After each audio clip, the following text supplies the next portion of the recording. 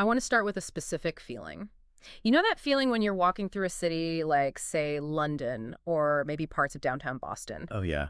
It's a mess. The streets turn at like a 45-degree angle for no reason. You hit a dead end that looks like it hasn't been touched since the 1700s, and everything is just layered. Exactly. It's like a geological formation of history, mistakes, and compromises. Yes. It's the organic evolution. It's Yeah. chaotic, it's inefficient, and frankly, it's how most of human history has actually lived. Right. It's the result of thousands of individual decisions made over centuries, none of which were, coordinating with each other. Exactly. And there is a romance to that chaos. Yeah. But then you have the total opposite experience. You drive into a place, maybe it's a suburb, maybe it's a corporate campus or a brand new city district, and the feeling changes instantly. The roads are wide, the curves are mathematically perfect, every tree is equidistant from the next tree. The architecture isn't arguing, it's all agreeing, it's almost Uncanny. uncanny. That's the word. You're describing the planned community. It's that feeling of entering a space where absolutely nothing is accidental. And for urban planners, architects, and frankly, a lot of dictators throughout history, that lack of accidents is the ultimate dream. The ultimate dream. It's the blank slate, the idea that if we just burn the draft and start over, we can engineer utopia. And that is the tension we are unpacking today. We're doing a deep dive into the planned community. Yeah? We've got a massive stack of sources here, everything from archaeological reports on the Indus Valley to, financial autopsies of UK new towns and architectural critiques of modern smart cities. It's a huge topic. It is. And we're going to figure out why humans are so obsessed with building the perfect city from scratch. Is it efficiency? Is it ego? Or is it just a desperate attempt to control the messiness of human nature? I think you'll find it's usually a mix of all three. And what's really crucial to understand is that the planned city isn't just about placing buildings. It's about more than that. It's about social engineering. When you decide where the roads go, you decide how people meet. When you decide where the houses face, you decide what privacy means. It's high-stakes stuff. Incredibly high stakes. Okay, before we get into the 5,000-year history, which, by the way, totally blew my mind because I always thought this was like a 1950s thing. Right, a post-war phenomenon. Exactly. But let's set the terms first. We see planned community, new town, model city. Are these all synonymous, or are we dealing with, distinct taxonomies here? They're distinct, but they definitely sit under the same umbrella. A planned community or planned city is the broad term. It's for any settlement designed from inception, usually on undeveloped land, a greenfield site. So it didn't grow from a little hamlet. No, it was born as a city. A new town, on the other hand, is very specific to a legislative movement in the UK after World War II. And a model city usually implies a prototype, an idealistic project meant to be copied somewhere else. Got it. And just to be super clear, because I know we have listeners who are into the commune lifestyle, we aren't talking about intentional communities today, right? No, that's a good distinction. We're not talking about 6 families buying a farm and sharing a kitchen. No. While the social impulse is definitely similar, intentional communities are defined by their social contract. Today, we're looking at the infrastructure, the urban planning, and the macro scale. So sewers, grids, power structures. It's thousands or even millions of people. It's a whole different ballgame. Okay, so let's go back, way back. Because as I said, I assumed the grid was a modern invention. Maybe Roman at the earliest, or American? A very common assumption. But the sources point to the Indus Valley civilization, specifically the mature phase around 3300 BC. That is shockingly old for this level of organization. It is. We're talking about Harappa and Mohenjo-Daro in present-day Pakistan and India. And if you look at the archaeological maps, you don't see the winding organic paths of a tribal village. Not at all. You see a rigorous north-south, east-west grid. It's comparable to Manhattan. In 3300 BC, that's just wild. But it's not just that the streets are straight, it's what was under the streets that really surprised me, the sanitation systems. This is the real technical marvel. The sources detail gravity-fed wastewater systems. To gravity-fed. We're talking about covered drains lining the major streets. Now think about the implication of a covered drain. Right. In medieval Europe, thousands of years later, you had open sewers running down the middle of the street. It's a disgusting trench. Exactly. And in 3300 BC, the Indus Valley engineers had the foresight, and just as importantly, the municipal authority, to build covered infrastructure. That's the key part for me, the authority. You can't build a citywide gravity drainage system if everyone is just doing their own thing. You can't. You need a central power saying, this is the grade, this is the material, and it's going through your backyard whether you like it or not. Precisely. It implies a very strong, centralized municipal government, even though we haven't found grand palaces that suggest a single monarch. The whole layout prioritizes the collective hygiene over individual whims. Wow. And the houses opened into inner courtyards, turning their backs to the street noise. It was designed for order and privacy from the very beginning. So it wasn't just let's build a shelter, it was a sophisticated machine for living. A machine for living, that's a great way to put it. And then naturally we have to talk about Egypt. We always talk about the pyramids, but we rarely ask, where did the guys who hauled the stones sleep? They didn't commute from Cairo, that's for sure. They lived in purpose-built worker towns like Cahoon. But the real behemoth mentioned in the text is Pyramidus. Pyramids. This was built by Ramses II in the 13th century BC. And the scale here is staggering for the ancient world. The sources say it was the first city to exceed 100,000 people. Some estimates go up to 300,000. Yeah, you have to think about the logistics of that. 100,000 people in a pre-industrial desert environment. The mind boggles. You need a constant planned supply chain for grain, water, and waste removal. If the system fails for 3 days, the city collapses. So this wasn't organic growth at all. Not a chance. This was a massive state-run logistical operation. It sounds like a military operation, actually, which transitions us perfectly to the Romans. Because if anyone loved a standard operating procedure, it was the Roman legions. The Romans were the franchise kings of urbanization. They had a template called the castrum. The castrum. It was originally a military camp layout, square walls, a grid of streets, a central forum. And whenever they conquered a new territory, whether it was for veterans or active duty, they just stamped this grid onto the landscape. It makes sense from a command and control perspective. If I'm a centurion transferred from Pompeii to, say, Tongeren in Belgium, I don't want to get lost. No, you want to know the layout. I know exactly where the commander is. I know where the granary is. It's identical. It's the McDonald's model of city building. I like that. Predictability creates efficiency. Yeah. And you can still see this grid at the core of dozens of European cities today. It persists. Okay, so let's skip forward a bit because the motivation starts to shift. Okay. In the Renaissance, you get these ideal cities, like Palma Nova in Italy or Zamuszyn in Poland. Right. This wasn't about housing troops anymore. This felt more like vanity. It was intellectual vanity, and it was also about power. Jan Zamoyski, who founded Zamość, was a Polish nobleman who wanted to bypass royal tariffs. So he just made his own city? He built his own trade hub. But he didn't just build a market. He hired an Italian architect to build a perfect Renaissance city based on the concept of the ideal human body and geometric harmony. That is the ultimate rich guy move. I don't like the king's taxes, so I'm going to build a geometrically perfect city in the middle of nowhere. Pretty much. But this brings us to the biggest shift in the history of planned communities. The Industrial Revolution. Exactly. We go from military and royal reasons to economic reasons. This is the birth of the company town. Right. And the dynamic changes completely here. It's no longer about defense. It's about production efficiency. Yeah. You build a factory in a rural area to access resources, water, power, coal, whatever, and you need workers. So you build the housing. You build the housing. But it's never just housing, is it? It's control. Let's talk about Pullman, just outside Chicago. George Pullman, the sleeping car magnate. Pullman. He didn't just build a town. He built a mechanism to control his workforce's morality. Absolutely. Pullman, built in the 1880s, was beautiful on the surface parks, lovely brick homes, indoor plumbing. Sounds great. But the social contract was stifling. Alcohol was banned. Public gatherings were monitored. Pullman's inspectors could enter your home at any time to check for cleanliness. There's a detail in the notes that I found wild. The church in Pullman stood empty for years because no denomination could afford the rent Pullman was charging. He tried to turn a profit on God. He did. And that, really, it sums up the flaw of the company town. It treats civic life as a line item on a balance sheet. And it all came to a head. It did. When the Panic of 1893 hit, Pullman cut wages but refused to lower rents.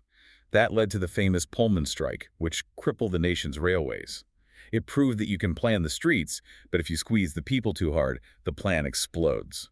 Speaking of plans exploding, we have to talk about Fordlandia. This is my favorite disaster in the whole stack of sources. Oh, Fordlandia is a classic. Henry Ford, the man who perfected the assembly line, decides he doesn't want to pay the British for rubber. A reasonable business decision, on the surface. So he goes to the Brazilian Amazon to build his own rubber plantation in town.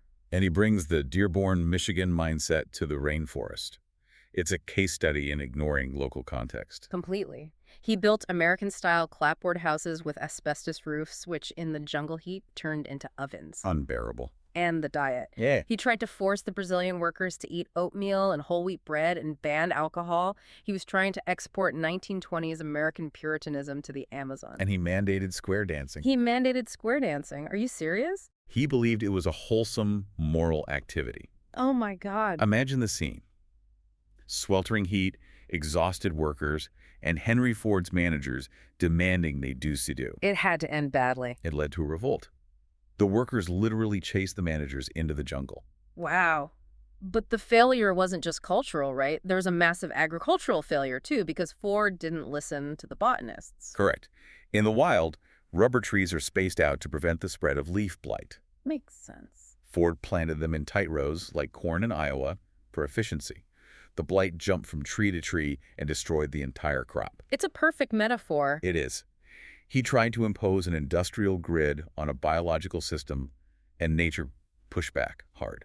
So company towns are all about control. But as the industrial cities like London and Manchester became choked with smog, a new movement emerged, the Garden City. Right. This wasn't about control. This was about escape. This is Ebenezer Howard. He publishes Tomorrow, A Peaceful Path to Real Reform, in 1898. He has this famous diagram called the three magnets. A three magnet. One magnet is the town.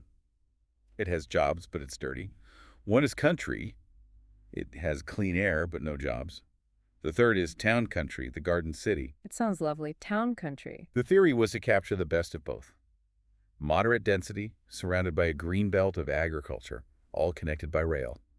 Letchworth and Welwyn Garden City in the UK were the prototypes. And they were radical at the time. Totally radical. Zoning that separated industry from homes, plenty of public green space. It was a huge step forward. And this idea eventually crosses the Atlantic and it mutates into something massive, the American suburb. Yes. But the motivation shifts again. It's not just high-minded reform, it's mass production. Enter Levittown. Levittown is to housing what Ford was to cars. William Levitt applied the assembly line to construction. How did that even work? They broke the building process down into 26 steps. One crew poured concrete, the next framed, the next roofed. They could finish 30 houses a day. 30 houses a day. That is insane speed. But there's a darker side to this efficiency that we need to unpack. Yeah, we do. The sources are very clear that these planned communities were not for everyone. They were explicitly exclusionary. The Federal Housing Administration, the FHA, often required restrictive covenants to ensure the loans. And a restrictive covenant means? It meant that in many of these new perfect suburbs, like the Greenbelt communities or even Levittown itself, African Americans were barred from buying homes. So it was baked into the financial system. Baked right in. There's a note here about Concord Park in Pennsylvania. It was built by a progressive developer, Morris Milgram, who wanted to integrate. Right, he tried. But even he had to capitulate to the financiers. He had to set a quota. He capped African American residency at 45% because the banks believed that if it went over 50%, white flight would occur and property values would crash. So even in a progressive planned community. The financial models enforced segregation. And then you have places like Rohnert Park in California, which marketed itself as a country club for the middle class. Laughs. That slogan says it all. It's selling exclusivity. You're buying into a club where you know exactly who your neighbors are and who they aren't. Exactly. And that evolution continues. In the 60s, you get Reston, Virginia, and Columbia, Maryland, which tried to be more inclusive and mixed use. The noble effort.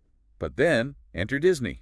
Celebration, Florida. I've been to Celebration. It feels like you're walking around inside a movie. That's the whole point. It's new urbanism wrapped in nostalgia. And now Disney is launching story living, entire residential communities in places like Rancho Mirage. Story living. Yep. It shifts the value proposition from efficiency or nature to narrative.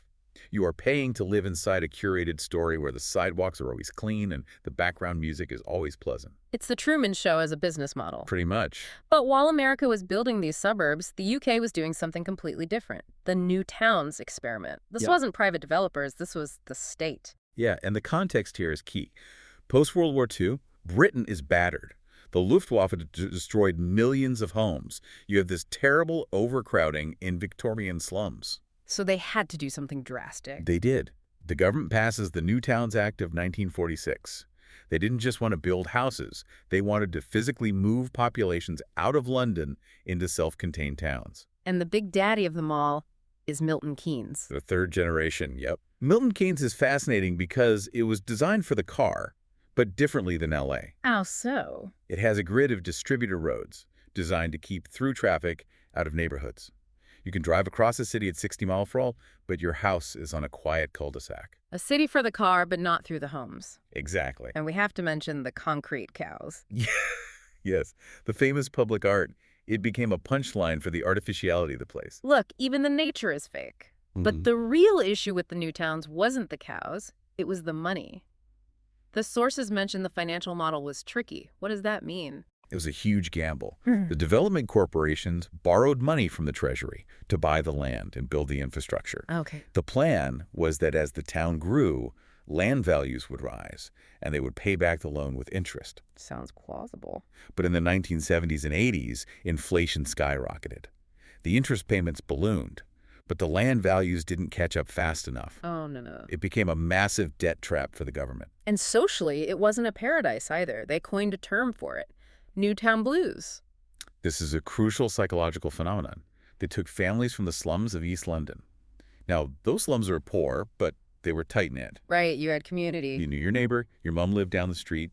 They moved them to a pristine new house in Stevenage or Milton Keynes. Yeah. And suddenly, silence. Isolation. No grandma down the street, no pub on the corner. Right. Just miles of identical housing.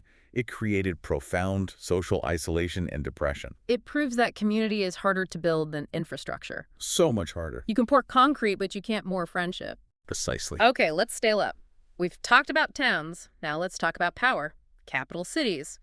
Because sometimes a country decides the old capital is too messy or too dangerous or just too old politics, and they build a new one. This is nation building through architecture. And usually, the motivation falls into one of three buckets: neutrality, development, or defense. Okay, let's hit neutrality first. Canberra, Australia. Classic sibling rivalry. Sydney and Melbourne both wanted to be the capital. I can see that. Neither would agree to the other. So in 1908, they compromised. We'll build a new city in the middle. They held an international design contest, and an American couple, Walter Burley Griffin and Marion Monty Griffin, won. And the design is very geometric, right? Not organic at all. It's beautiful on paper. It centers on a massive man-made lake, Lake Burley Griffin, with radiating axes aligned with topographic landmarks. So it's the opposite of Sydney's sprawl. The total opposite. It's a city designed for bureaucrats to work in peace. Okay, then you have the development play. This is Brasília. Ah, the ultimate modernist statement. President Juscelino Kubitschek in the 1950s promised 50 years of prosperity in 5. Ambitious. And Brazil's population was clinging to the coast. He wanted to force the country to look inward, to the Amazon, to the resources. So he moved the capital to the geographic center. And the design. It looks like an airplane. Yeah, that's the common description. Lucio Costa's plan is shaped like a bird or a plane. And Oscar Niemeyer's architecture is iconic, those white, swooping curves. But the planning, this is where it gets controversial. It's based on superblocks. It is. Unpack the superblock for us. Why does that matter to the average person living there? Well, a traditional city has streets and corners. Corners are where you bump into people, where you start a protest, where you open a bodega. The messy human parts. Exactly. Brasília has sectors. There's a hotel sector, a banking sector. The residential zones are these massive superblocks with no streets in the traditional sense, just access roads. So it kills the street life. It kills the serendipity. It was designed for the automobile age. You don't walk in Brasília.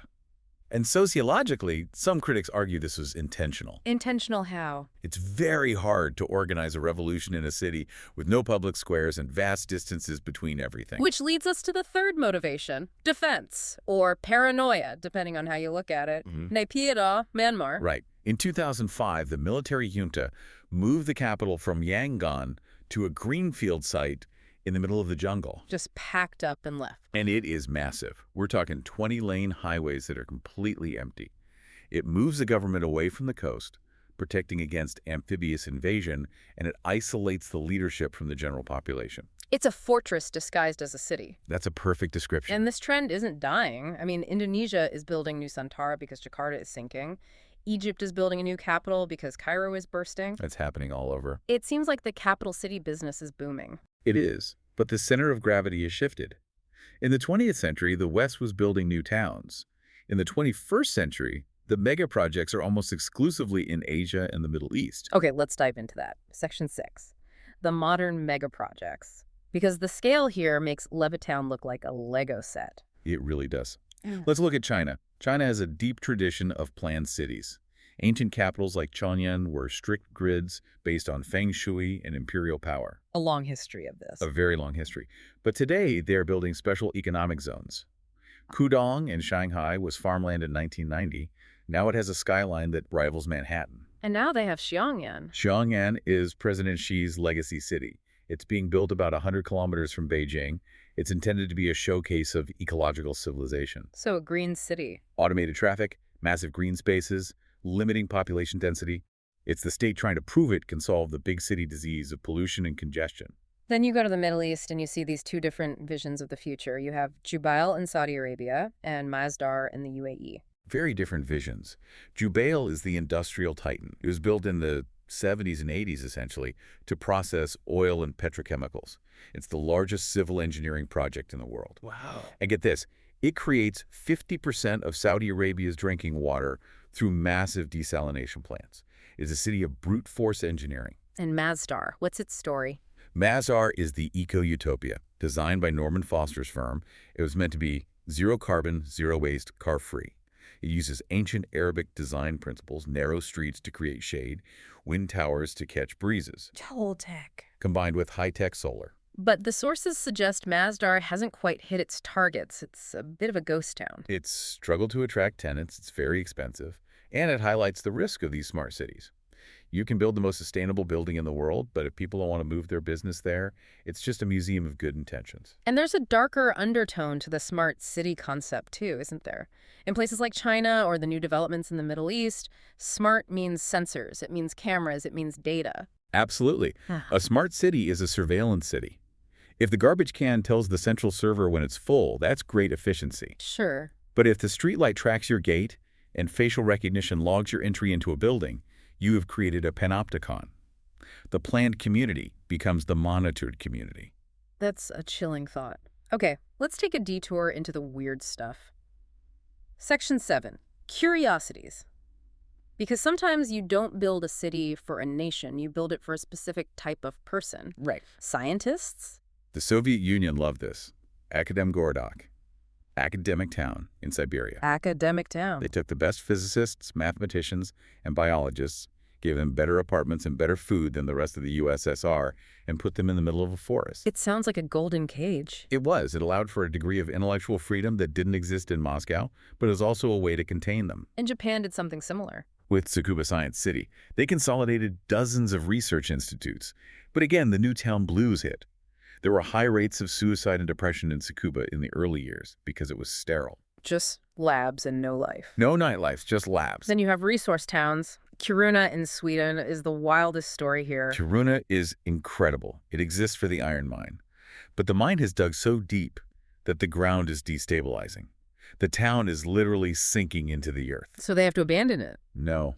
Instead of closing the mine, they are moving the town. Moving it, like packing boxes. No, moving buildings. They're putting historic buildings on massive flatbed trucks and driving them 3 kilometers east. You're kidding me. It's an incredible feat of engineering, but it shows the precarity of a single-purpose town. And the ultimate tragedy of the single-purpose town has to be Pripyat. Pripyat was the atomic city. It was considered a plum assignment in the USSR. Mm-hmm. Modern, young, full of roses, built for the workers of the Chernobyl plant. And in 1986, it was evacuated in 36 hours. It's the ultimate ghost city.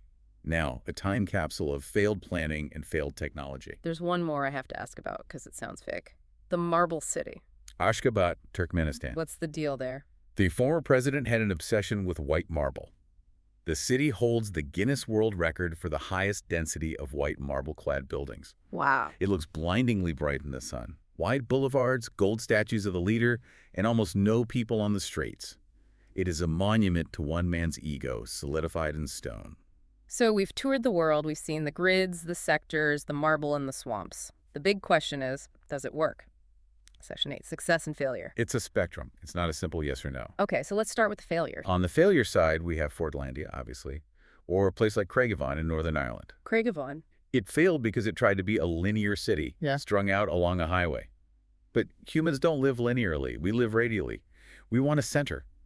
When you strip the center, you kill the heart. And on the success side, what's the gold standard? Singapore. It is the gold standard. It's a city-state that is entirely planned.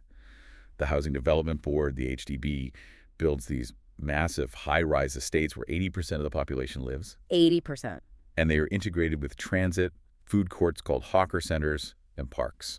So why does Singapore work when the projects in the US or UK failed so badly? Constant maintenance and adaptation. Yeah. They don't just build it and leave. They renovate, they upgrade, and crucially, they use ethnic quotas in the housing blocks to enforce integration, preventing ghettos from forming. So it's social engineering. It is social engineering, yes, but it created stability. But there's a lingering criticism in all the sources, the soul problem. It's sort of Jane Jacobs versus Robert Moses, right? This is the eternal debate. Jane Jacobs argued that a city needs friction. It needs old buildings next to new ones. It needs narrow streets where people bump into each other. It needs the accident. It needs the accident. Planned cities, by their very definition, remove the accident. They are efficient, but they often feel sterile. It's like the difference between a forest and a tree plantation. Oh, that's a perfect analogy. A tree plantation has more timber, but a forest has an ecosystem. That is a perfect way to put it. And that brings us to the present. We are in a boom of planned cities, smart cities, eco-cities. So are we just repeating the mistakes of the past with better Wi-Fi? That is the big risk. We are solving for efficiency and data, just like Pullman solved for hygiene and Ford solved for production. But are we solving for happiness? That's the question. A smart city that knows your heart rate but doesn't give you a place to hang out with your friends is just a high-tech prison. It seems like the lesson is you can plan the hardware, but you have to let the software, the people, be a little bit messy. You have to leave room for the unplanned. That's where the life happens. Okay, I want to leave the listener with a thought experiment. We've been critiquing emperors and billionaires for an hour. Now it's your turn. Oh boy. If you were given a blank map and infinite money to design a city from scratch, your utopia, what is the first thing you would build? Not the sewer, not the power plant, the first feature that defines the place. And what is the one thing you would absolutely ban? That is a dangerous amount of power, I is. think. I would start with a central piazza, a big open square, a place with no commercial purpose, just sitting. Benches, fountains. I like that. And the ban. And I would ban billboards. No ads. No ads. Let the architecture speak for itself. Let the trees speak. I like it. A quiet, ad-free piazza. I'd probably ban cars and build a giant slide, but that's why you're the expert. We can workshop it. I'm open to the slide idea. Thanks for diving deep with us today. This was a massive topic. My pleasure. It was great. And to our listener, whether you're in a grid, a cul-de-sac, or a chaotic medieval alleyway, look around. Someone planned that. Or maybe they didn't. See you next time.